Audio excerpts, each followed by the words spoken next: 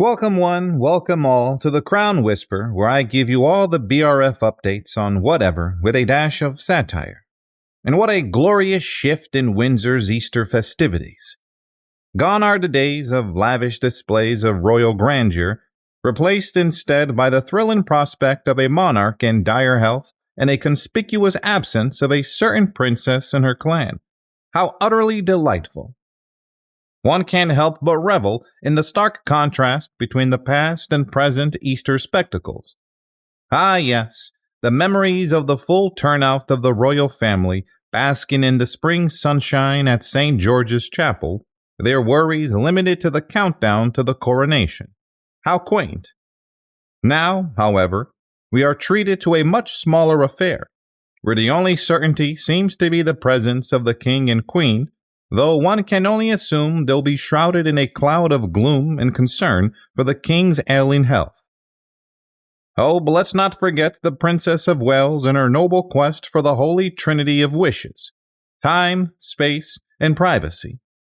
How noble of her to maximize her Easter holidays by avoiding the dreary company of the rest of her family and the inevitable media circus that accompanies them.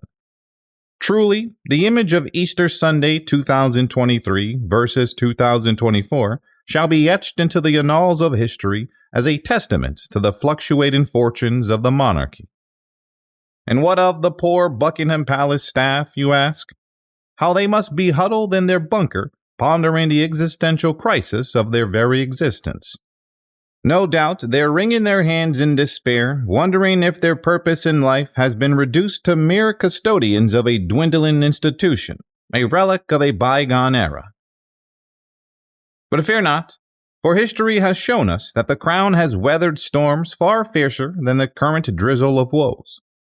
Let us cast our minds back to the dreary days of the 1990s, when the monarchy seemed to be teetering on the brink of irrelevance, much like a moth-eaten tapestry in need of a good dusting. But lo and behold, within the hallowed halls of the palace, there is a determined proactive mood. One can almost picture the royal courtiers donning their armor, ready to do battle against the forces of doom and gloom. For even in the face of cancer diagnoses and familial tribulations, there is a sense of resilience, a steely resolve to soldier on, chin up, crown polished. Yet, it's true that the King and the Princess of Wales find themselves navigating treacherous waters, their paths marred by the specter of illness. Yet they assure us, with all the bravado befitting their royal stature, that they are not merely coping. Oh no.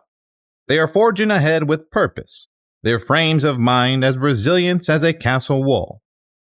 And let us not forget the rallying of the King's nieces, Princesses Beatrice and Eugenie, who dutifully circle their mother, Sarah, Duchess of York, in her own battle against cancer. But amidst the turmoil, there is a glimmer of hope, a beacon of light in the darkness.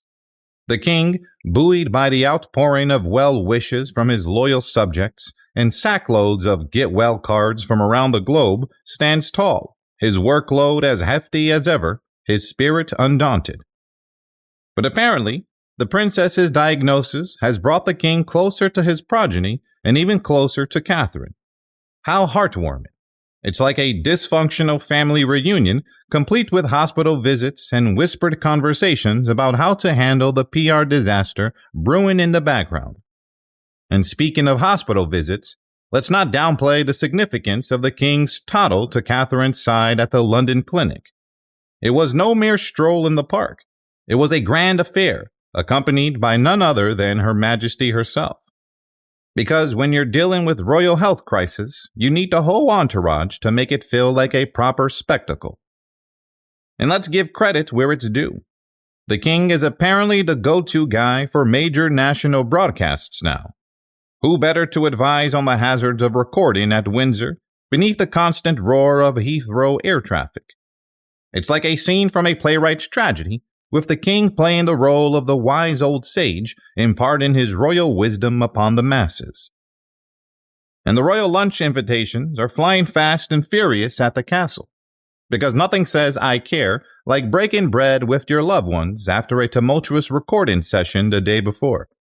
Surely, a few cucumber sandwiches and a spot of tea can mend even the most fractured familial bonds.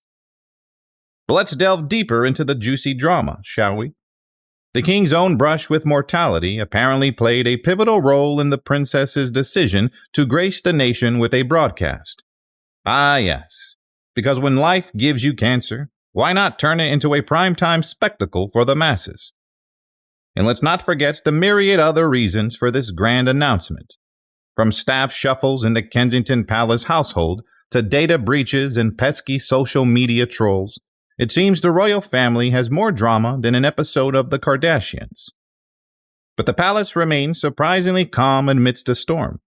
With the king's smooth transition to the throne and his steadfast resistance to Republican rumblings, it's almost as if monarchy is back in fashion.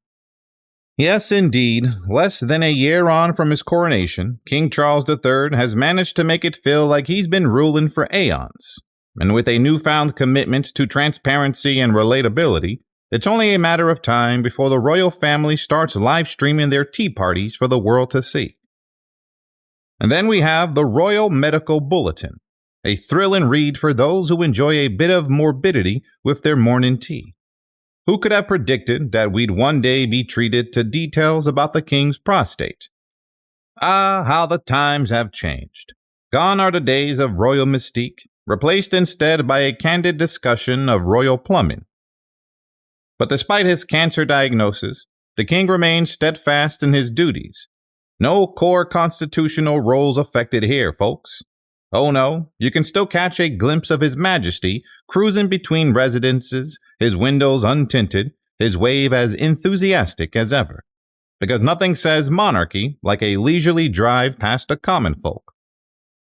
And while we're not privy to the precise details of his cancer, we can certainly speculate.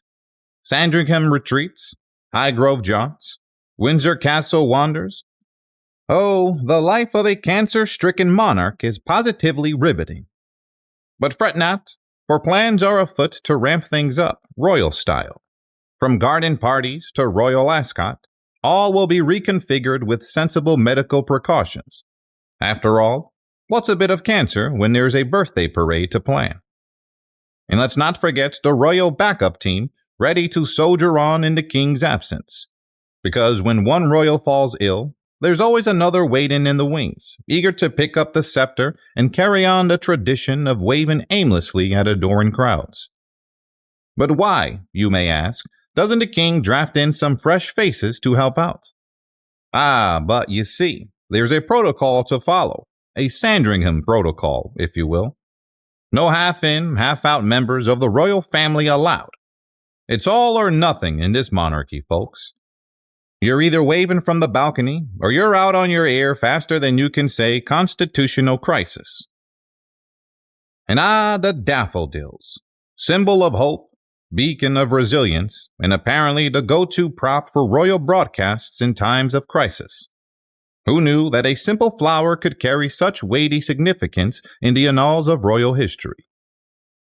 But let us indulge in a bit of royal déjà vu, shall we? 4 years ago, we were treated to the spectacle of the most famous woman in the world delivering a landmark address, daffodils in tow. Oh, the drama. Oh, the symbolism. It's almost as if the royal playbook dictates that daffodils must make a cameo appearance whenever the monarchy finds itself in a pickle. Yes, back in the dark days of the COVID pandemic, when even the Queen was taking flack for her lack of visibility, daffodils were the order of the day, because nothing says we're going to get through this like a bunch of flowers strategically placed on a table. But the Princess of Wales took up the mantle of sincerity and authenticity, her words ringing true even to the most cynical of online troglodytes.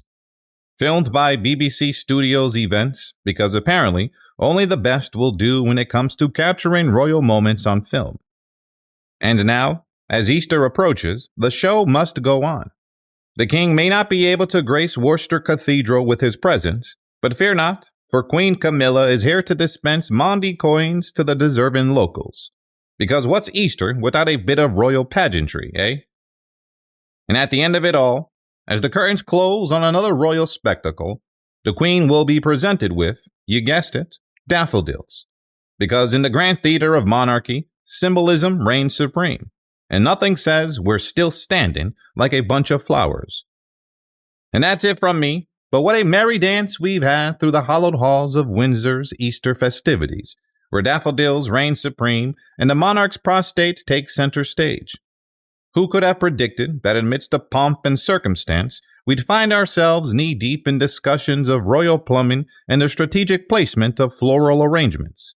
Truly, it's a spectacle fit for the ages, where the weighty matters of state are eclipsed only by the delicate petals of a daffodil. But fear not, dear subjects, for even in the darkest of times, the monarchy soldiers on, waving from tintless windows and dispensing Mondi coins with regal aplomb. So let us raise our teacups to the enduring spectacle of monarchy, where even in the face of cancer diagnosis and social media trolls, the show must go on. Thank you all for watching. I do hope you've enjoyed. Please give the video a like and subscribe to the channel for more of my ramblings on all things BRF. See you all next time.